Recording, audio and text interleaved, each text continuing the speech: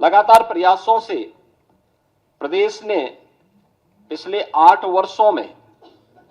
45 लाख करोड़ रुपए के निवेश प्रस्ताव प्राप्त किए हैं, जिनमें से अब तक हम लोग 15 लाख करोड़ रुपए से अधिक के निवेश प्रस्ताव को जमीनी धरातल पर उतारने में हमें सफलता प्राप्त हुई है और इसके माध्यम से हमने 60 लाख से अधिक उत्तर प्रदेश के युवाओं को सीधे नौकरी प्रदान करने में भी सफलता प्राप्त की है।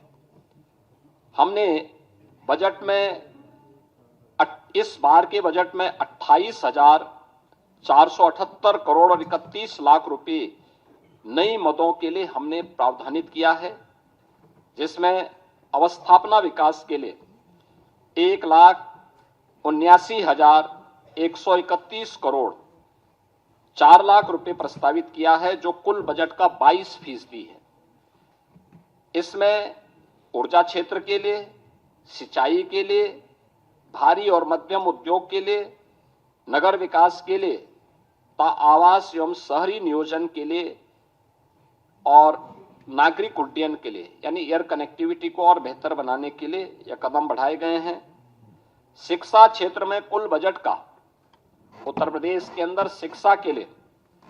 1,06,360 करोड़ रुपए का प्रावधान किया गया है, यानी जो कुल बजट का 13% है। आप देखते होंगे कि अक्सर शिक्षा के लिए 6% बजट की मांग होती है। उत्तर प्रदेश देश के उन राज्यों में जो 13% केवल शिक्षा पे खर्च कर रहा है। कृषि क्षेत्र में हम लोगों ने जो बजट के लिए प्रावधान किया, जिसमें कृषि और उसके सहायक सेक्टर हैं, जिसमें कृषि है, उद्यान है, पशुधन है, दुग्ध विकास का है, मत्स्य है, सहकारिता है, ग्राम्य विकास, पंचायती राज, नमामि गंगे और ग्रामीण जलपूर्ति का है। इसमें 89,353 करोड़ रुपए प्रस्तावित किया है, जो कुल बजट का 11% है। चिकित्सा क्षेत्र के लिए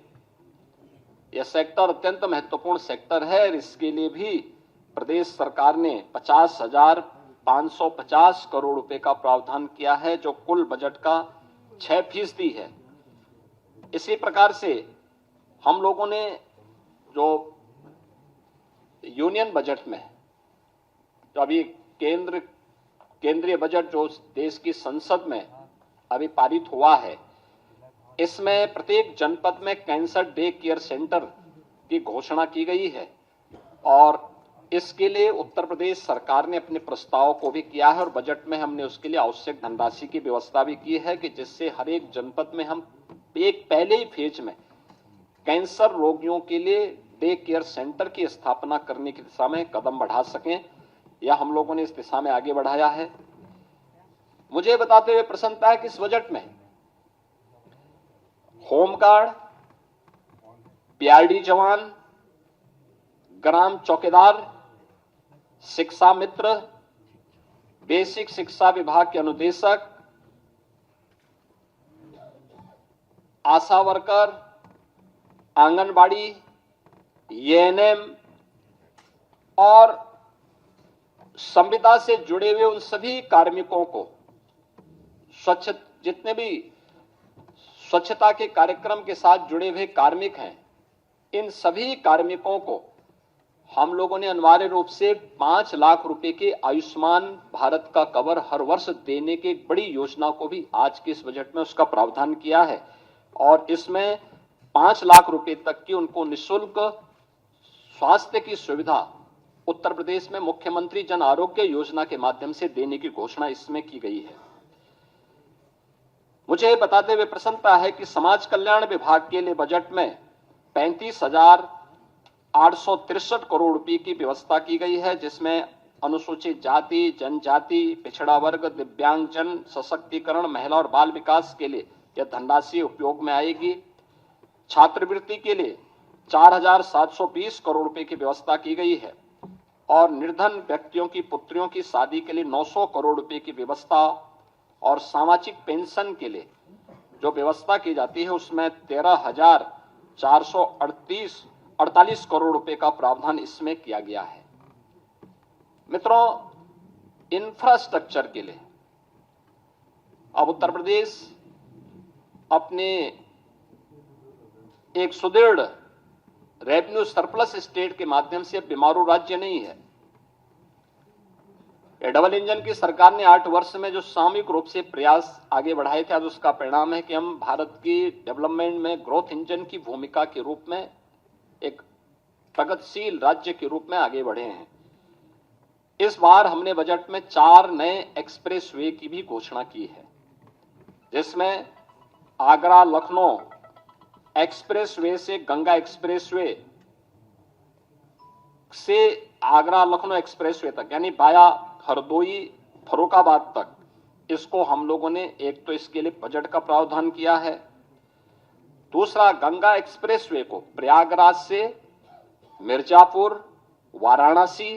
चंदौली और पूर्वांचल एक्सप्रेसवे के साथ जोड़ते हुए फिर पूर्वांचल एक्सप्रेसवे को इसी मार्ग से ले जाते हुए शक्तिनगर सोनभद्र तक जोड़ने के लिए भी एक घोषणा इसके साथ हम लोगों ने की है, जिसमें बिंद एक्सप्रेसवे के रूप में हम इसको जोड़ने जा रहे हैं। गंगा एक्सप्रेसवे को मेरठ से हरिद्वार तक जोड़ने के लिए भी हम लोगों ने इसमें आज के इस बजट में इसके लिए धनराशि की व्यवस्था की है।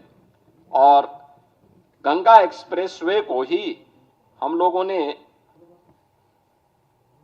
बुंदेलखंड एक्सप्रेसवे के साथ जोड़ने के लिए भी धनराशि की व्यवस्था आज के इस बजट में प्रस्तावित की है। प्रयागराज में महाकुंभ के अवसर पर इस बार हमारे जो अनुभव रहे हैं उसको देखते हुए हम लोगों को ये अनुभव हुआ है कि वहां पे आवागमन को और सुगम बनाने के लिए 2 नए ब्रिजेज बनाने बहुत आवश्यक हैं। एक शास्त्री ब्रिज के साथ पैरेलल गंगा नदी के ऊपर और एक यमुना नदी के ऊपर जो नैनी में सिग्नेचर ब्रिज है उसके पैरेलल एक नए ब्रिज बनाने के लिए, इसके लिए भी धनराशि की व्यवस्था हमने यहाँ पर की है। मुझे बताते हुए प्रसन्नता है कि मॉडर्न टेक्नोलॉजी में लखनऊ को आर्टिफिशियल इंटेलिजेंस के एक केंद्र के रूप में, एक हब के रूप में विकसित करने के लिए भी धनराशि की व्यवस्था यहां पर की गई है। इसके अलावा प्रदेश के अंदर प्रत्येक मंडल स्तर पर प्रदेश सरकार ने एक कन्वेंशन सेंटर, ये कन्वेंशन सेंटर जो भी हमारे बनेंगे जिसमें बड़े पैमाने पर हम लोग वहां के सार्वजनिक कार्यक्रमों को आयोजित कर सकेंगे, इनके निर्माण के लिए हम लोगों ने धनराशि का प्रावधान किया है। और ये सभी नगर निगमों में,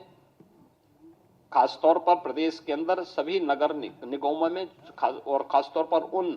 नगर जो हमारे कमिश्नरी हेडक्वार्टर हैं उन पर पहले चरण में हम इसको करने जा रहे हैं।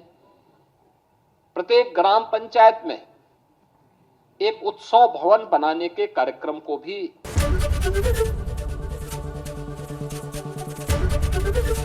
एबीपी गंगा, खबर आपकी, जुबान आपकी।